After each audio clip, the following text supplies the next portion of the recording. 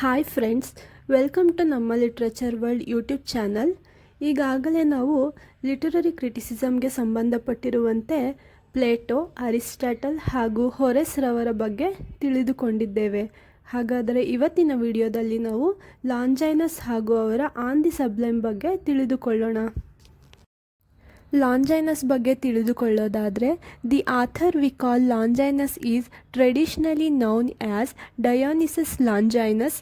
However, modern scholars refer to him as pseudo-Longinus because his true identity is uncertain. ಹಳೆಯ ಕಾಲದಲ್ಲಿ ಡಯೋನಿಸಸ್ Longinus ಎಂದು ಕರೆಯಲಾಗುತ್ತಿತ್ತು, ಆದರೆ ಇಂದಿನ ಪಂಡಿತರು ಅವರನ್ನು ಸೂಡೋ ಲಾಂಜೈನಸ್ ಎಂದು ಕರೆಯುತ್ತಾರೆ, ಏಕೆಂದರೆ ಇವರ ನಿಜವಾದ ಗುರುತು ನಮಗೆ ತಿಳಿದು ಬಂದಿಲ್ಲ. Birth date. His exact birth date is unknown. Scholars believe he lived during the 1st century CE, approximately between 30 and 100 AD. Longinus ರವರ ಜನ್ಮ ದಿನಾಂಕವನ್ನು ನಾವು ನೋಡೋದಾದರೆ ಇವರ ಸರಿಯಾದ ಜನ್ಮ ದಿನಾಂಕ ನಮಗೆ ತಿಳಿದಿಲ್ಲ. ಆದರೆ ಸ್ಕಾಲರ್ಸ್ರ ಪ್ರಕಾರ ಇವರು ಕ್ರಿಸ್ತಶಕ 1ನೇ ಶತಮಾನದಲ್ಲಿ ಬದುಕಿದ್ದರು ಎಂದು ನಂಬಲಾಗುತ್ತದೆ. Next, birthplace. His birthplace is also uncertain. He likely belonged to the Greek-speaking world, possibly Greece or Asia Minor. There is very little biographical information available about him. Longinus ರವರ ಜನ್ಮಸ್ಥಳದ ಬಗ್ಗೆ ತಿಳಿದುಕೊಳ್ಳೋದಾದರೆ ಇವರ ಜನ್ಮಸ್ಥಳದ ಬಗ್ಗೆಯೂ ಕೂಡ ನಮಗೆ ತಿಳಿದು ಬಂದಿಲ್ಲ.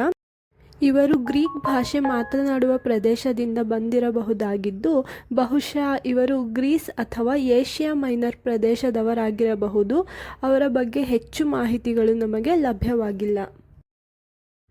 There is very little biographical information available about him. We don't know his family background, his political life or personal history. This mystery makes him different from philosophers like Plato or Aristotle. Longinus ರವರ ಜೀವನ ಚರಿತ್ರೆಯ ಬಗ್ಗೆ ತುಂಬ ಕಡಿಮೆ ಮಾಹಿತಿ ನಮಗೆ ದೊರೆತಿದೆ. ಇವರ ಕುಟುಂಬದ ಹಿನ್ನೆಲೆ ಅಥವಾ ರಾಜಕೀಯ ಜೀವನವಾಗಲಿ ಅಥವಾ ವೈಯಕ್ತಿಕ ಇತಿಹಾಸದ ಬಗ್ಗೆ ನಮಗೆ ತಿಳಿದು ಬಂದಿಲ್ಲ. ಈ ರಹಸ್ಯ ಅವರನ್ನು ಪ್ಲೇಟೋ ಮತ್ತು ಅರಿಸ್ಟಾಟಲ್ ರವರಂತಹ ತತ್ವಜ್ಞಾನಿಗಳಿಗಿಂತ ಭಿನ್ನವಾಗಿಸುತ್ತದೆ. Next, Longinus survives purely through his ideas. One of his student name is Porphyry. Longinus ರವರು ತಮ್ಮ ಆಲೋಚನೆಗಳಿಂದಲೇ ಪ್ರಸಿದ್ಧರಾಗಿದ್ದರು. ಇವರ ಒಬ್ಬ ವಿದ್ಯಾರ್ಥಿಯ ಹೆಸರನ್ನು ನಾವು ನೋಡೋದಾದರೆ Porphyry. Eunapius calls him a living library and walking museum. Eunapius ಇವರನ್ನು ಜೀವಂತ ಗ್ರಂಥಾಲಯ ಹಾಗೂ ನಡೆಯುವ ಸಂಗ್ರಹಾಲಯ ಎಂದು ಕರೆದಿದ್ದಾರೆ. ನೆಕ್ಸ್ಟ್ ನಾವು ಲಾಂಜೈನಸ್ ರವರು ಬರೆದಿರುವಂತಹ ಇಂಪಾರ್ಟೆಂಟ್ ವರ್ಕನ್ನು ನೋಡೋದಾದರೆ, only one major work of Longinus survives, on the sublime. Longinus ರವರ ಸರ್ವೈವ್ ಆಗಿರುವಂತಹ ಏಕೈಕ ಕೃತಿ ಎಂದರೆ ಅದು on the sublime. This text is considered one of the greatest works of literary criticism in western history. ಈ ಗ್ರಂಥವನ್ನು ಪಾಶ್ಚಾತ್ಯ ಸಾಹಿತ್ಯ ವಿಮರ್ಶೆಯ ಇತಿಹಾಸದಲ್ಲಿ ಅತ್ಯಂತ ಮಹತ್ವದ ಕೃತಿಗಳಲ್ಲಿ ಒಂದೆಂದು ಪರಿಗಣಿಸಲಾಗಿದೆ. Unlike Aristotle's poetics which analyses structure and tragedy. ಇದು ಅರಿಸ್ಟಾಟಲ್ ಅವರ ಪೊಯೆಟಿಕ್ಸ್ ಕೃತಿಯಂತೆ ರಚನೆ ಮತ್ತು ದುರಂತ ನಾಟಕಗಳ ಬಗ್ಗೆ ವಿಶ್ಲೇಷಣೆಯನ್ನು ಮಾಡುವುದಿಲ್ಲ. Longinus focuses on emotional and psychological impact. His concern is not how should literature be written. His concern is what makes literature powerful. Longinus ರವರು ಸಾಹಿತ್ಯದ ಭಾವನಾತ್ಮಕ ಮತ್ತು ಮಾನಸಿಕ ಪರಿಣಾಮಗಳ ಮೇಲೆ ಹೆಚ್ಚು ಗಮನ ಕೊಡುತ್ತಾರೆ. ಅವರ ಪ್ರಶ್ನೆ ಸಾಹಿತ್ಯವನ್ನು ಹೇಗೆ ಬರೆಯಬೇಕು ಎಂಬುದಲ್ಲ. ಅವರ ಮುಖ್ಯ ಪ್ರಶ್ನೆ ಸಾಹಿತ್ಯವನ್ನು ಶಕ್ತಿಶಾಲಿಯಾಗಿಸುವುದು ಏನು ಎಂಬುದಾಗಿದೆ. Next, what is the sublime according to Longinus? Sublimity consist in a certain loftiness and excellence of language. Sublime ಎಂದರೆ ಉನ್ನತ ಮತ್ತು ಮಹತ್ವದ ಭಾವನೆ. ಇದು ಓದುಗರ ಮನಸ್ಸನ್ನು ಮೇಲಕ್ಕೆತ್ತುತ್ತದೆ ಮತ್ತು ಉತ್ತಮ ಸಾಹಿತ್ಯದ ಓದಿಗಾಗಿ ಮನಸ್ಸಿನಲ್ಲಿ ಆಶ್ಚರ್ಯ ಮತ್ತು ಭಕ್ತಿಯನ್ನು ಉಂಟುಮಾಡುತ್ತದೆ. ಲಾಂಜೈನಸ್ ರವರ ಪ್ರಕಾರ ಸಬ್ಲೈಮ್ ಎಂದರೆ ಭಾಷೆಯ ಮಹತ್ವ ಮತ್ತು ಉನ್ನತ ಗುಣ. But more simply, the sublime is the power of writing to elevate the soul. ಸರಳವಾಗಿ ಹೇಳುವುದಾದರೆ ಸಬ್ಲೈಮ್ ಎಂದರೆ ಬರಹವು ಆತ್ಮವನ್ನು ಎತ್ತುವ ಶಕ್ತಿ. It does not just persuade the reader, it transports the reader. ಅಂದರೆ ಇದು ಓದುಗರನ್ನು ಕೇವಲ ಒಪ್ಪಿಸುವುದಿಲ್ಲ, ಇದು ಓದುಗರನ್ನು ಆಳವಾಗಿ ಪ್ರಭಾವಿಸುತ್ತದೆ. Beauty gives pleasure but the sublime create awe. ಸೌಂದರ್ಯ ಸಂತೋಷವನ್ನು ಕೊಡುತ್ತದೆ, ಆದರೆ ಸಬ್ಲೈಮ್ ಆಶ್ಚರ್ಯ ಮತ್ತು ಭಕ್ತಿ ಭಾವನೆಯನ್ನು ಉಂಟು ಮಾಡುತ್ತದೆ. The treatise is dedicated to Postumius Terentianus. ಅಂದರೆ ಈ ಗ್ರಂಥವನ್ನು ಪಾಸ್ಟ್ಯೂಮಸ್ ಟೆರೆಂಟಿಯಸ್ ರವರಿಗೆ ಅರ್ಪಣೆ ಮಾಡಲಾಗಿದೆ. On the sublime produces emotional intensity, grandeur, spiritual upliftment, a sense of vastness. The sublime makes us feel something greater than ourselves. ಭಾವನಾತ್ಮಕ ತೀವ್ರತೆ, ಭವ್ಯತೆ, ಆಧ್ಯಾತ್ಮಿಕ ಉತ್ತೇಜನ ಹಾಗೂ ವಿಶಾಲತೆಯ ಅನುಭವವನ್ನು ಇದು ನೀಡುತ್ತದೆ. ಅಂದರೆ ಸಬ್ಲೈಮ್ ನಮಗಿಂತ ದೊಡ್ಡದಾದ ಯಾವುದೋ ವಿಷಯವನ್ನು ಅನುಭವಿಸುವಂತೆ ಮಾಡುತ್ತದೆ. The 5 sources of sublimity. ಸಬ್ಲಿಮಿಟಿಯ 5 ಮೂಲಗಳನ್ನು ನಾವು ತಿಳಿಯೋದಾದರೆ, ಮೊದಲನೇದಾಗಿ grandeur of thought, nobility of mind. This is the most important source. ಚಿಂತನೆಯ ಮಹತ್ವ, ಮನಸ್ಸಿನ ಮಹನೀಯತೆ, ಇದು ಅತ್ಯಂತ ಮುಖ್ಯವಾದ ಮೂಲವಾಗಿದೆ. Only a great soul can produce great literature. Small, selfish, greedy minds cannot write sublimity. Longinus believed moral greatness produces literary greatness. He connects literature with character. Example, the epic vision of Homer shows vast imagination and heroic spirit. ಅಂದರೆ ಮಹಾನ್ ಆತ್ಮವಿರುವ ವ್ಯಕ್ತಿಯೇ ಮಹಾನ್ ಸಾಹಿತ್ಯವನ್ನು ರಚಿಸಲು ಸಾಧ್ಯ. ಚಿಕ್ಕ ಬುದ್ಧಿಯನ್ನು ಹೊಂದಿರುವವರು, ಸ್ವಾರ್ಥಿಗಳು ಮತ್ತು ಲೋಭಿ ಮನಸ್ಸಿನವರು ಅತ್ಯುತ್ತಮ ಸಾಹಿತ್ಯವನ್ನು ಬರೆಯಲು ಸಾಧ್ಯವಿಲ್ಲ ಎಂದು ಲಾಂಜೈನಸ್ ರವರು ಅಭಿಪ್ರಾಯಪಟ್ಟಿದ್ದಾರೆ. ಇವರ ಪ್ರಕಾರ ನೈತಿಕ ಮಹತ್ವ ಸಾಹಿತ್ಯದ ಮಹತ್ವವನ್ನು ಉಂಟುಮಾಡುತ್ತದೆ. ಅವರು ಸಾಹಿತ್ಯವನ್ನು ವ್ಯಕ್ತಿತ್ವದೊಂದಿಗೆ ಸಂಪರ್ಕಿಸುತ್ತಾರೆ ಎಂದು ಇವರು ಅಭಿಪ್ರಾಯಪಟ್ಟಿದ್ದಾರೆ. ಉದಾಹರಣೆ ನೋಡೋದಾದರೆ, ಹೋಮರ್ನ ಮಹಾಕಾವ್ಯ ಅಪಾರ ಕಲ್ಪನೆ ಮತ್ತು ವೀರ ಮನೋಭಾವನೆಯನ್ನು ತೋರಿಸುತ್ತದೆ.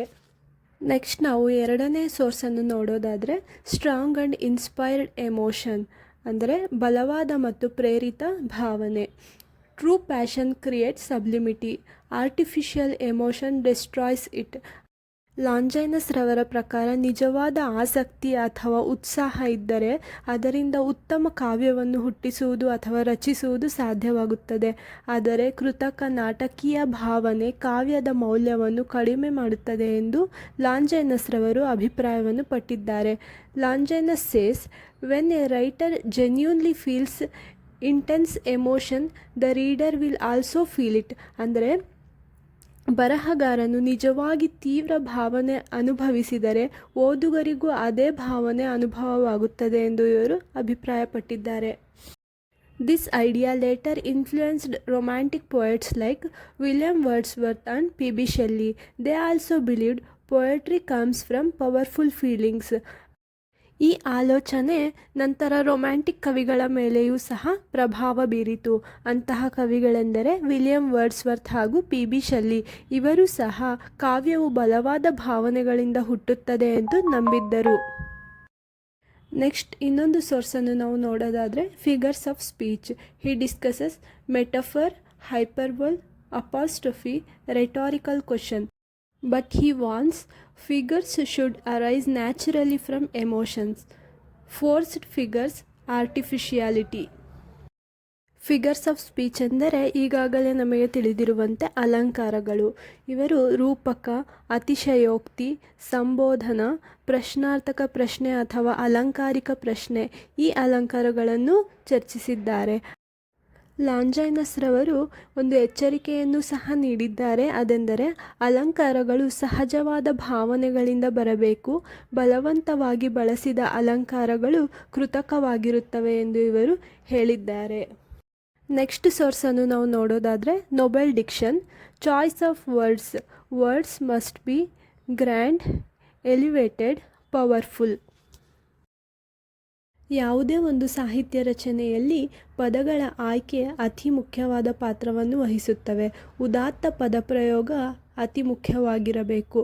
ಪದಗಳು ಹೇಗಿರಬೇಕೆಂದರೆ ಭವ್ಯವಾಗಿರಬೇಕು, ಉನ್ನತವಾಗಿರಬೇಕು ಹಾಗೂ ಶಕ್ತಿಯುತವಾಗಿರಬೇಕೆಂದು ಲಾಂಜೈನಸ್ ರವರು ಅಭಿಪ್ರಾಯಪಟ್ಟಿದ್ದಾರೆ. He discusses rare words, compound words, metaphors and rhythm. ಅಪರೂಪದ ಪದಗಳು, ಸಂಯುಕ್ತ ಪದಗಳು, ರೂಪಕಗಳು, ಲಯ, ಈ ಎಲ್ಲ ರೀತಿಯ ಪದಗಳ ಆಯ್ಕೆ ಸಾಹಿತ್ಯದಲ್ಲಿ ಅತಿ ಮುಖ್ಯವಾದ ಪಾತ್ರವನ್ನು ವಹಿಸುತ್ತದೆ. Next, language must match the greatness of thought, ಅಂದರೆ ಭಾಷೆ ಚಿಂತನೆಯ ಮಹತ್ವಕ್ಕೆ ಹೊಂದಿಕೊಂಡಿರಬೇಕೆಂದು ಲಾಂಜೈನಸ್ ರವರು ಅಭಿಪ್ರಾಯಪಟ್ಟಿದ್ದಾರೆ. ಕೊನೆಯದಾದ 5ನೇ ಸೋರ್ಸನ್ನು ನಾವು ನೋಡೋದಾದರೆ dignified composition or arrangement. Even word order matters. Sentence rhythm can create emotional impact. Harmony of sound increases sublimity. ಸಾಹಿತ್ಯ ರಚನೆಯಲ್ಲಿ ಉತ್ತಮ ಪದಗಳ ಪ್ರಯೋಗ ಎಷ್ಟು ಮುಖ್ಯವೋ ಸಂಯೋಜನೆಯೂ ಕೂಡ ಅಷ್ಟೇ ಮುಖ್ಯವಾದ ಪಾತ್ರವನ್ನು ವಹಿಸುತ್ತದೆ. ಪದಗಳ ಕ್ರಮವು ಮಹತ್ವವನ್ನು ಹೊಂದಿದೆ. ವಾಕ್ಯದ ಲಯ ಭಾವನಾತ್ಮಕ ಪರಿಣಾಮವನ್ನು ಉಂಟುಮಾಡುತ್ತದೆ. ಶಬ್ದಗಳ ಸೌಹಾರ್ದತೆ ಮಹತ್ವವನ್ನು ಹೆಚ್ಚಿಸುತ್ತದೆ. Longinus teaches us that great literature is not about rules alone. It is about greatness of soul, intensity of emotion, and elevation of human spirit. The sublime is not just literary theory, it is a philosophy of greatness. Longinus ರವರು ಹೇಳುವುದೇನೆಂದರೆ, ಮಹಾನ್ ಸಾಹಿತ್ಯವು ಕೇವಲ ನಿಯಮಗಳಿಂದ ಸೃಷ್ಟಿಯಾಗುವುದಿಲ್ಲ. ಅದು ಮನಸ್ಸಿನ ಮಹತ್ವ, ಗಾಢವಾದ ಭಾವನೆಗಳು ಮತ್ತು ಮಾನವನ ಉನ್ನತ ಚಿಂತನೆಗಳನ್ನು ತೋರಿಸುತ್ತದೆ. ಇಲ್ಲಿ ನಾವು ಗಮನಿಸಬಹುದು, ಲಾಂಜೈನಸ್ ರವರು ರೂಲ್ಸ್ಗಳಿಗೆ ಹೆಚ್ಚು ಮಹತ್ವವನ್ನು ನೀಡಿಲ್ಲ. ಸಬ್ಲೈಮ್ ಎಂದರೆ ಕೇವಲ ಸಾಹಿತ್ಯದ ತತ್ವವಲ್ಲ, ಅದು ಮಹತ್ವದ ಜೀವನ ಚಿಂತನೆಯೇ ಆಗಿದೆ. ಇದು ಲಾಂಜೈನಸ್ ರವರ ಜೀವನ ಹಾಗೂ ಅವರು ಬರೆದಿರುವಂತಹ ಆನ್ ದಿ ಸಬ್ಲೈಮ್ ಆಗಿದೆ. Thank you for watching.